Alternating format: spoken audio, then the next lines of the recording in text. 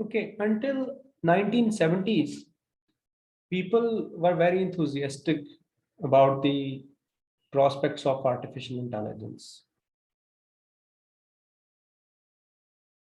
And they made very some very unrealistic predictions that what AI can achieve in the coming years. उनका ये जो enthusiasm था और ये जो predictions थी about the future of AI, that in the coming years, in the next coming years, we will be able to make such machines that could behave and act like humans, that could think like humans, and that may जो है that may have all the capabilities that a human mind has. So ये उनका enthusiasm जो था, it was based upon the early success, because until 1970s जो है there were very significant developments regarding artificial intelligence, like logic theorist जो है वो propose किया गया। इसके अलावा जो है ज्योमेट्री प्रॉब्लम सॉल्वर जो था, ये जनरल प्रॉब्लम सॉल्वर था। फिर उसके अलावा एडवाइस टेकर जो है, और फिर आर्टिफिशियल न्यूरल नेटवर्क्स के अंदर जो है एडालाइन और परसेप्ट्रॉन का मॉडल प्रेजेंट किया गया, एज वेल एज जो है Lisp programming language was developed. तो ये जो इनिशियल सक्सेस थी रिसर्चर्स की in this area, that this success made them think कि in the coming years जो है they can achieve much more. So based upon their success, they made huge claims कि जी AI ये कर देगी, AI वो कर देगी. For example, the following statement by the Herbert Simon in 1957 is quoted to represent such kind of thinking. He said, "It is not my aim to surprise or shock you, but the simplest way I summarize is to say that there are now in the world machines that think, that learn, and that create. Moreover, their ability to do these things is going to increase rapidly until in a visible future. The range of problems they can handle will be coextensive with the range to which the human minds has been applied." For example, Simon जो है he predicted कि within 10 years computer जो है they would be able to play chess, and they would be able to play chess at a very expert level. Now it took 40 years for the computers to play chess at the expert level and to beat the human champion. So this is one of the example के उनकी किस तरह की predictions जो है वो at that time जो है they were made, and what the people were thinking in terms of artificial intelligence कि ये क्या कर सकती है और क्या हम इसके साथ जो achieve कर सकते हैं. Though ये जो इनका enthusiasm था, soon this enthusiasm जो है it was dampened with some factors. Like एक तो ये था कि ये जो इनके प्रोग्राम्स जो इन्होंने डेवलप किए थे, लॉजिक थ्योरिस्ट था या जो है GPS program था, they failed when they applied to the other problems. Why they failed? Because these programs were written these programs worked on a particular class of problems. Even जो logic theorist था, जो theorems इसने prove किए, it proved almost 30 जो है theorems out of the 52 theorems which were proved in the book Principles of Mathematics, Principia Mathematica. उस book के अंदर जो 52 theorems थे, उनमें से इसने just 30 theorems जो है वो प्रूव कर सकता था. अदर थ्योरम्स जो है it was not capable to prove those theorems. इसी तरह अगर आप लॉजिक थ्योरम्स को किसी और डोमेन के ऊपर अप्लाई करते हैं, से ज्योमेट्री के ऊपर अगर आप अप्लाई करते हैं, तो लॉजिक थ्योरम्स जो है it would fail. It will not be able to solve the problems from the domain of geometry. और इसी तरह अगर आप उसकी बात करते हैं ज्योमेट्री प्रॉब्लम सॉल्वर की, तो वो जो है वो जस्ट कुछ पर्टिकुलर प्रॉब्लम्स जो है from the domain of geometry जो है वो सॉल्व कर सकता था, तो दूसरे जो है काम नहीं कर सकता था, दूसरे प्रॉब्लम्स को सॉल्व नहीं कर सकता था. So when these programs they were presented a wide range of problems, a big class of problems, so these programs failed. So we need to understand that what were the difficulties, why जो है उनका जो enthusiasm जो था, उनके जो ambitions जो थे वो इतने realistic क्यों नहीं थे, क्या problem जो है वो face करना पड़ी उनको. Okay, in the context, the first kind of difficulty arose because most early programs knew nothing of their subject matter. Okay, failure का पहला रीजन ये बताते हैं ऑथर कि ये प्रोग्राम जो थे उनको अपनी डोमेन के बारे में जो है वो स्पेसिफिक नॉलेज नहीं था, डीप नॉलेज नहीं था उनके पास उस पर्टिकुलर डोमेन का. So that's why they fail. And it is further stated that these programs जो है they succeeded by means of simple syntactic manipulations. Simple जो है वो syntactic manipulations करते हैं. For example, in the context a story has been presented कि United state ने जो है एक प्रोजेक्ट फंड किया जो कि क्या करेगा कि मशीन ट्रांसलेशन परफॉर्म करेगा रशियन जो साइंटिफिक पेपर्स थे which were written in the context of Sputnik launch in 1957 कि रशिया ने जो अपना फर्स्ट जो है वो आप कह लेंगे स्पेस मिशन जो है वो जो अपना स्पेस शिप लॉन्च किया स्पुतनिक in 1957, उस कॉन्टेक्स्ट में जो पेपर्स थे साइंटिफिक पेपर्स थे they were in Russian language. So to understand the ideas or the theories presented in these papers, United States जो है United States government of the United States they funded a project जो कि machine translation के ऊपर काम करेगा, और the project was कि they will build a machine जिसको ये पेपर्स दिए जाएंगे रशियन पेपर्स जो कि रशियन लैंग्वेज में है, and it would machine would translate these papers into the English language. Now what they did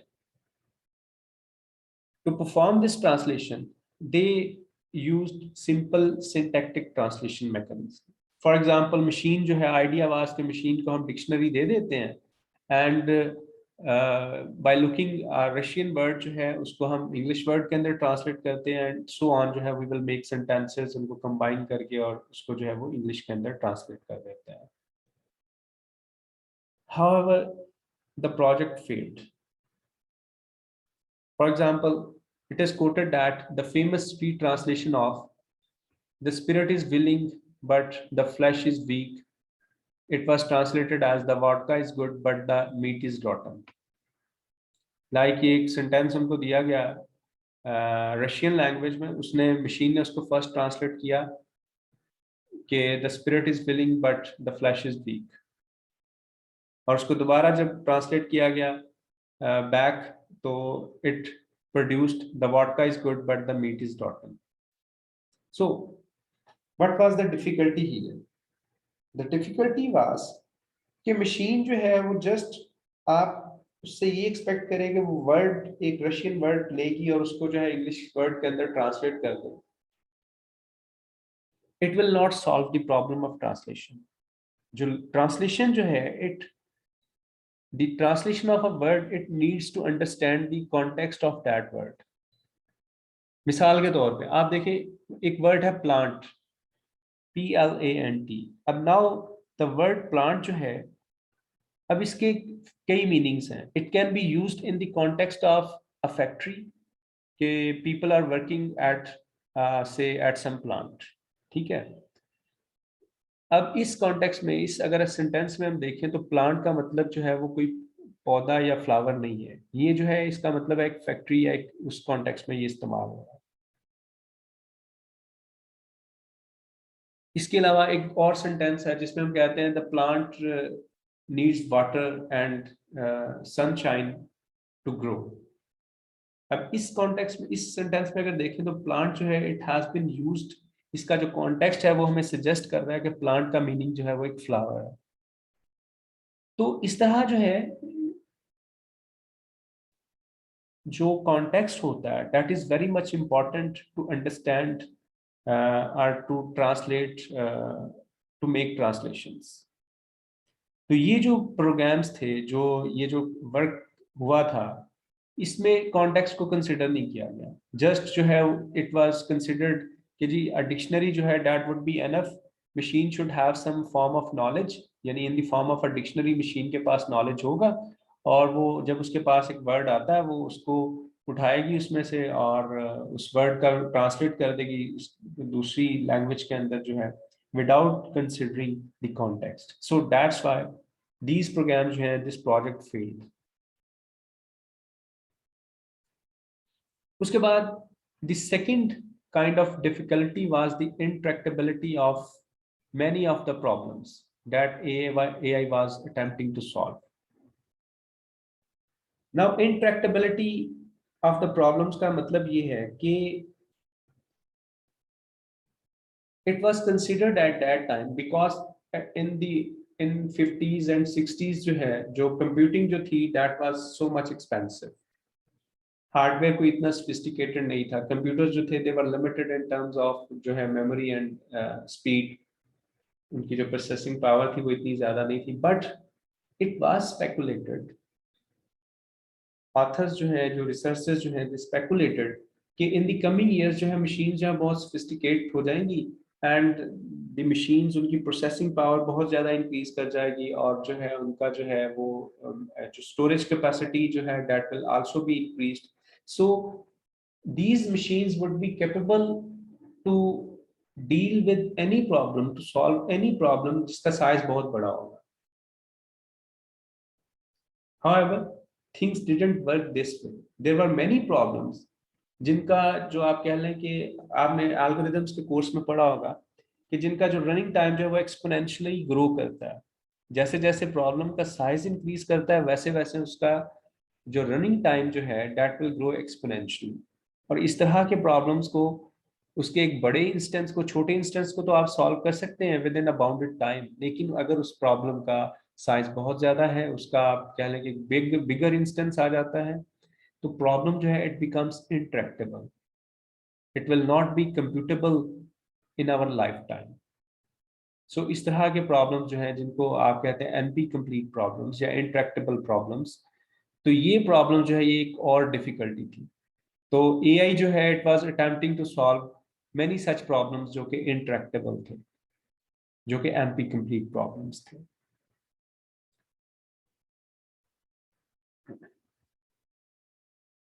सो ये जो उनकी ऑप्टिमिज्म था कि कंप्यूटर जो हैं they will be able to handle every kind of problem without caring for the size जो है, ये एक और जो है उनको प्रॉब्लम फेस करना पड़ा। और इसी तरह का प्रॉब्लम जो है उनको जेनेटिक एल्गोरिदम्स के लिए भी फेस करना पड़ा। Like early experiments in machine evolution are the genetic algorithms, they were based on the same belief कि मशीन्स जो हैं, लाइक जेनेटिक एल्गोरिदम्स के अंदर क्या होता है, जेनेटिक एल्गोरिदम्स के अंदर ये था कि मशीन कोड जो है उसके अंदर वो स्मॉल चेंजेस करेंगे, स्मॉल म्यूटेशंस जिनको हम कहते हैं, एंड इस तरह जो है एक प्रोग्राम जो है it will be applicable to any particular task just by making small changes in that program। लेकिन this idea also failed because ये जो म्यूटेशन प्रोसेस है इसमें नंबर ऑफ जो है आप कह लें कि आउटकम्स जो है जनरेट होते हैं that machine was unable to handle within a bounded time.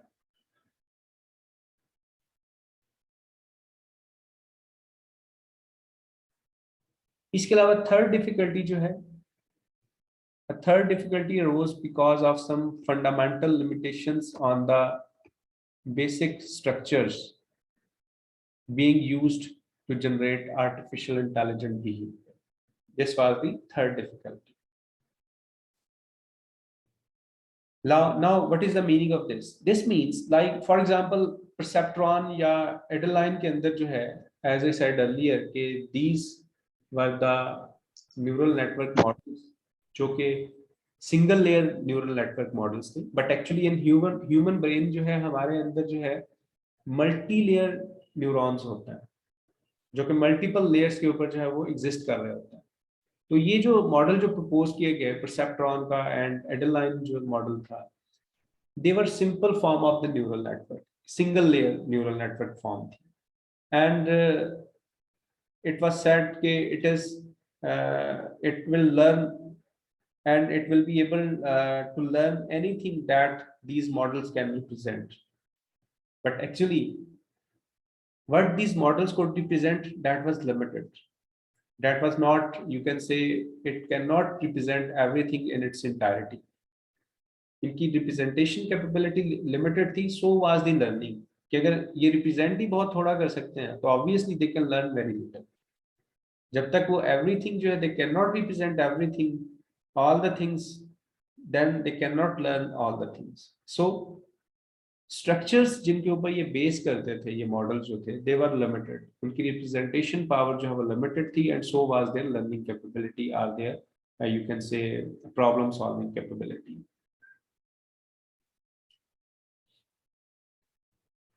So these were the three limitations which appeared,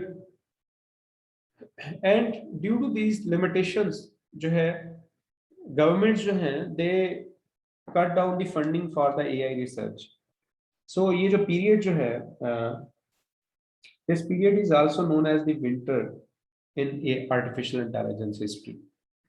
Why it is called winter? Because the government funding जो है, it was stopped to many projects, because जो promising जो promise किए गए थे, जो expectations थी कि जी एआई ये कर देगी, ये प्रोजेक्ट जो है उसका आउटकम ये होगा, ये इस तरह से हो जाएगा, तो वो जो है आप कह लें कि आउटकम जो है वो उस तरह से एक्सपेक्टेशन जो है वो मीट नहीं हुई, जिसके लिए वो प्रोजेक्ट स्टार्ट किया गया था। जैसे कि फॉर एक एग्जांपल जो है वो यही है कि जो यूनाइटेड स्टेट्स ने मशीन ट्रांसलेशन प्रोजेक्ट शुरू किया था, दैट फेल्ड।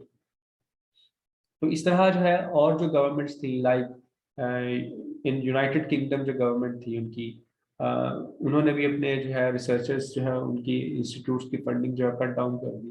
तो ये पीरियड जो है, it is known as the winter in the artificial intelligence. Next जो है, it was the time from 1969 to 1979। This was the period when the knowledge-based systems were developed.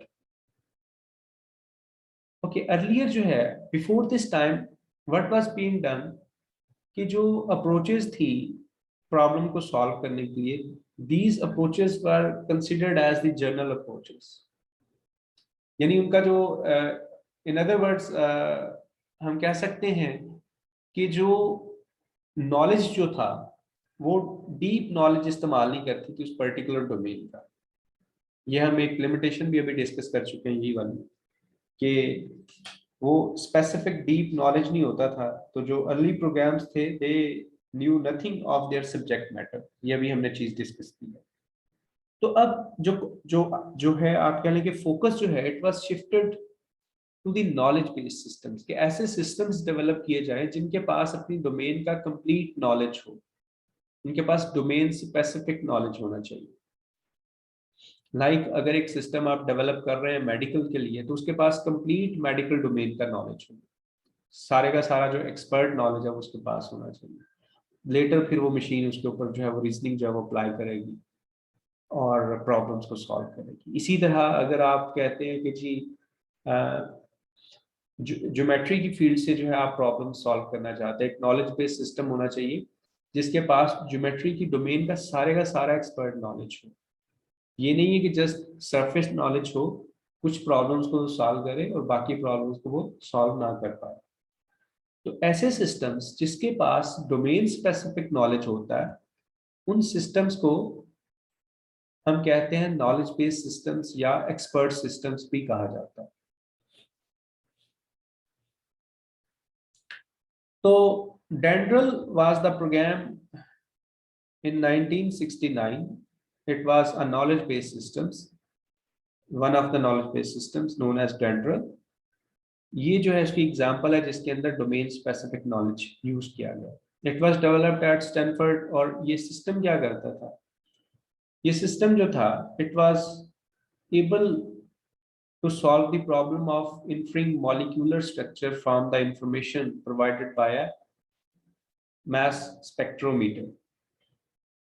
The input to the program consists of the elementary formula of the molecule and the mass spectrum, giving the masses of various fragments of the molecule generated when it was bombarded by an electron beam. So, Dandrel जो था, this program was capable कि आप ये जो है वो molecular structure जो है वो डिस्क्राइब कर सकता था अगर हम इसको मास स्पेक्ट्रोमीटर डेटा प्रोवाइड करते थे।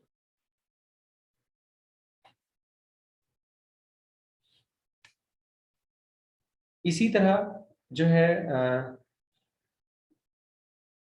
एक और जो एक्सपर्ट सिस्टम डेवलप किया गया या नॉलेज बेस्ड सिस्टम डेवलप किया गया, that was the MYCIN. MYCIN system जो है, it was able to diagnose, detect and treat blood infection diseases. So in MySyn जो है, there were about 450 rules and it was able to perform as well as some experts and considerably better than the junior doctors. So you can now imagine that कि ये junior doctors से भी बेहतर जो है ये प्रोग्राम जो वो perform कर सकता है, because this program was equipped with the domain specific knowledge. Another thing is कि ये जो knowledge based systems develop किए गए थे, these systems were developed on the idea of the McCarthy, कि McCarthy ने जो advice taker के अंदर approach present की थी कि जी reasoning component को और knowledge को separate होना चाहिए, they should be independent of each other, these two components जो हैं they should be independent of one another. तो नॉलेज जो है इन सिस्टम्स के अंदर, ये जो नॉलेज बेस्ड सिस्टम्स हैं, डेंड्रल था या माइसिन जो था, इनके अंदर जो है इसी चीज को इनकॉर्पोरेट किया गया एडवाइस टेकर वाली अप्रोच को, कि नॉलेज जो है that was represented in the form of rules. Rules जो है वो इफ देन की फॉर्म में होते हैं। फॉर एग्जांपल एक रूल ये हो सकता है कि if it is raining then take the umbrella, या अनदर रूल कुड बी कि if you perform poor on the test then work hard. तो इसको हम कहते हैं रूल्स। तो इस तरह के जो है आप कह लें कि नॉलेज जो है that was represented in the form of rules in these expert systems or knowledge based systems.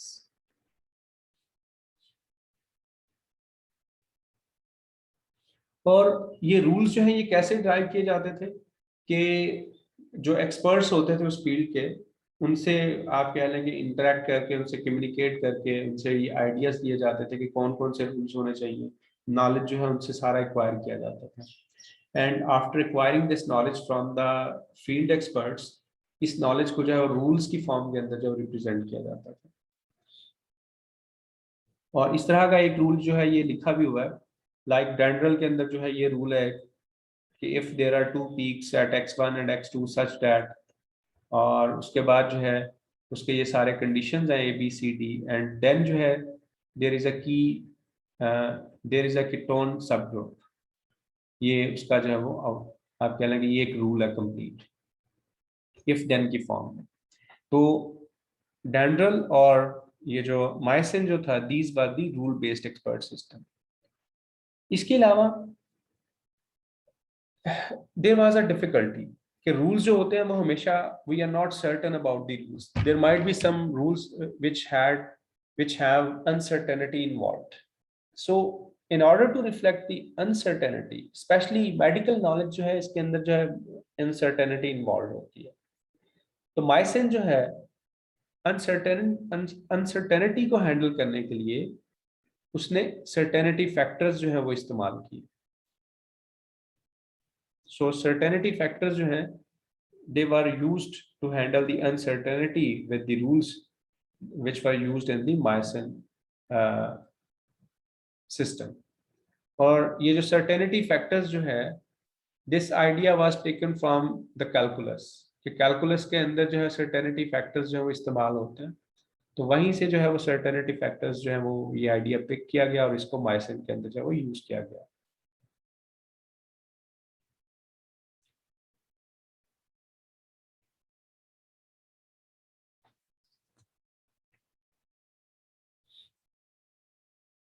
इसके अलावा जो और सिग्निफिकेंट डेवलपमेंट थी in this time period along with the you can say development of knowledge based systems, new knowledge representation languages जो हैं they were developed during this time. For example Minsky जो है in 1975 he proposed another knowledge representation language which is known as frames। ये भी हम आगे course के अंदर जो है पढ़ेंगे, जो सेकंड पार्ट है हमारे इस कोर्स का, उसके अंदर जो हम फ्रेम्स को भी डिस्कस करेंगे इन डिटेल कि नॉलेज जो है वो फ्रेम्स की फॉर्म में कैसे रिप्रेजेंट किया जाता है।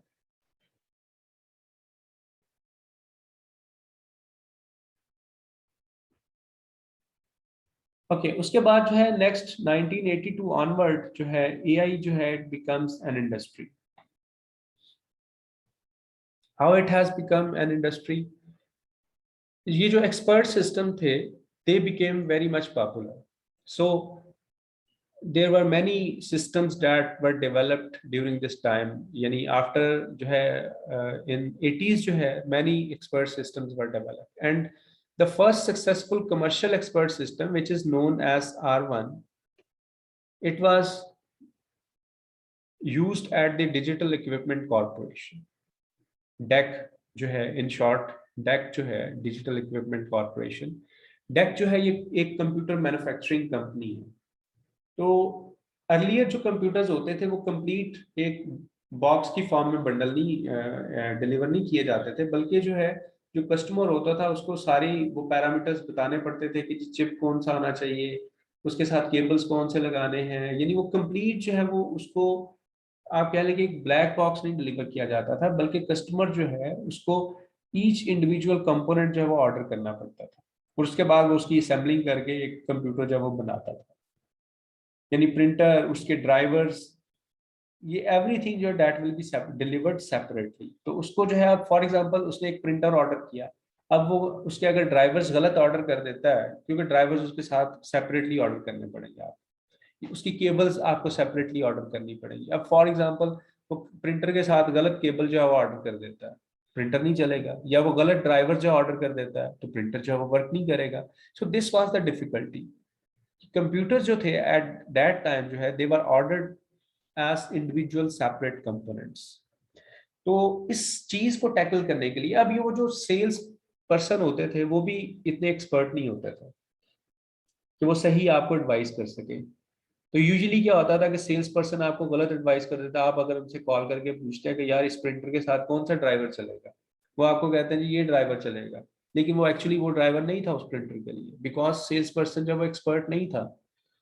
तो उससे क्या होगा, आपको गलत शिपमेंट चली जाएगी, लोग अब कंपनी के ऊपर सू कर देते थे, कंपनी को जो है वो लॉसेस फेस करने पड़ते थे to deal with this situation, उनको फाइन्स होते थे।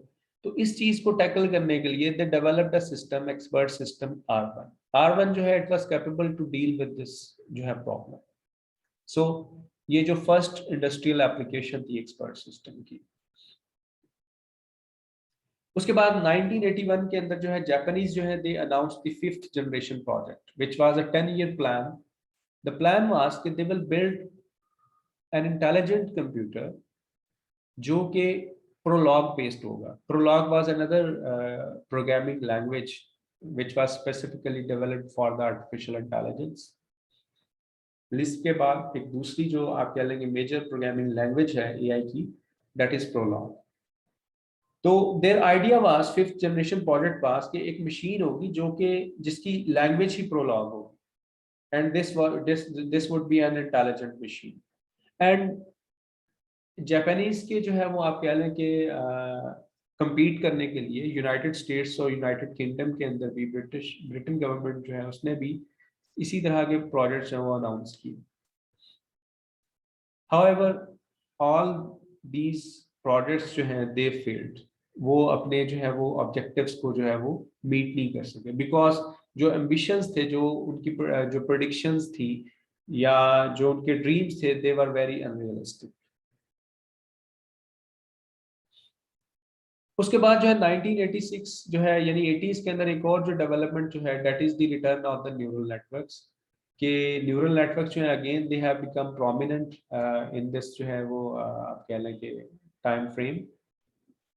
particularly back propagation जो है learning algorithms जो है they have been developed in this time and these algorithms are key to the neural networks back propagation algorithms जो है।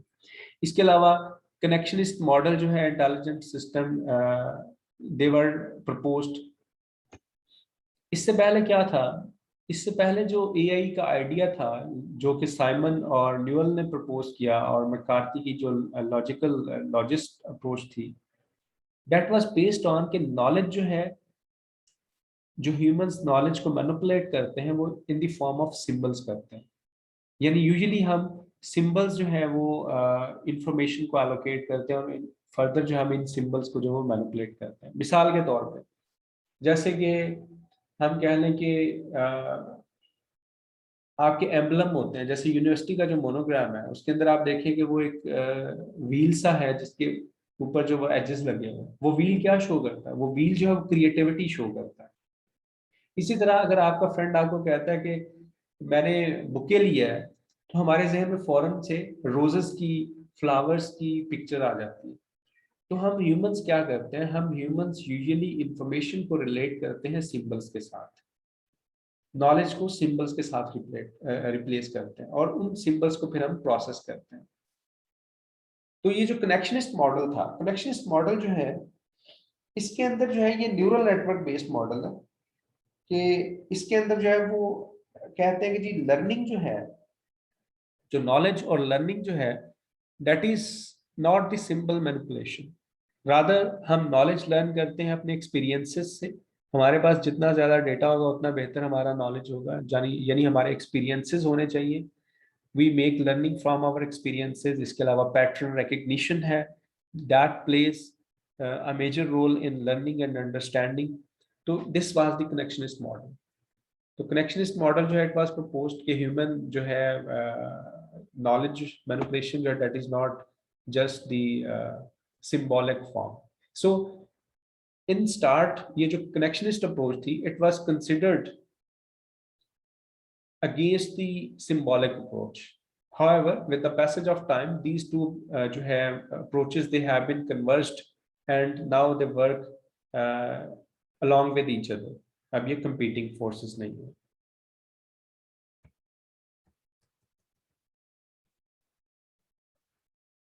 Okay, इसके अलावा जो है now the AI has जो है it has adopted scientific methods. Okay, what is the meaning of this? Okay, recent years when they have seen a revolution in both content and methodology of the work in artificial intelligence. It is now more common to build on existing theories than to propose brand new ones. यानी earlier क्या होता था कि नए ideas दिए जाते थे, नई थ्योरीज प्रपोज की जाती थी और एआई जो है वो आइसोलेशन के अंदर वर्क कर रही थी, वो दूसरी फील्ड्स के साथ जो इसका कोई इतना ज्यादा आप कह लें कि इंटरेक्शन नहीं था। However, along with the time, it has been learned कि AI जो है it is built on many other fields, जैसे ये साइकोलॉजी जो है या कॉग्निटिव साइंस है, साइबरनेटिक्स है, इसके अलावा मैथमेटिक्स है। AI जो है इन फील्ड्स के साथ, जो ये कंट्रोल थ्योरी की फील्ड है, इन फील्ड्स के अंदर जो थ्योरीज प्रपोज की गई है आप उन थ्योरीज को यूज करें, उस साइंटिफिक नॉलेज को जो कि ऑलरेडी वैलिडेटेड है आप उसको यूज करें, बजाय इसके कि आप नया नॉलेज या नए थ्योरीज जो है उनको प्रपोज करें जो कि उनसे हटके हैं इन डोमेन से। तो why not use the existing theories which have been already validated and proven, और उसकी बेस पे जो है हम सिस्टम्स या एआई जो है उसको आगे लेके चलें। सो this is the idea that is presently जो है वो considered in the present time। इसी तरह जो इसकी एग्जांपल है कि हिडन मार्कोव मॉडल्स जिनको HMM कहते हैं, they are used now for the machine translation projects. और ये मॉडल जो है it is based on the mathematical theory. ये कोई यानी कि ये मैथमेटिक्स की डोमेन से जो हमें ये मॉडल मिलता है और इसको हम अब यूज करते हुए जो है वो बेहतर मशीन अंडरस्टैंडिंग प्रोजेक्ट्स जो हैं वो डेवलप कर सकते हैं। इसके अलावा ये जो टाइम है, प्रेजेंट टाइम जो है, we have seen the growth in the field of data mining. Data mining क्या है कि we have abundance of data. तो ये जो अभी हम कनेक्शनिस्ट मॉडल की बात कर रहे थे, न्यूरल नेटवर्क का कनेक्शनिस्ट मॉडल है, ये जो है ये सारे का सारा आप कह लें कि डेटा यूज करता है कि इसमें हमने कहा पैटर्न रिकग्निशन या एक्सपीरियंसेस से लर्निंग होगी। तो मशीन लर्निंग को इम्प्रूव करने के लिए हमें डेटा चाहिए। To make better understanding for the machines we need data, a lot of data, and this data comes from the data mining। data mining वो हमें सारे frameworks ideas देती है जिसके थ्रू जो हम डेटा जो है उसको गैदर कर सकते हैं। इसके अलावा अनसर्टेन इंफॉर्मेशन को हैंडल करने के लिए बेसियन नेटवर्क्स जो हैं they can be used, which an approach that has already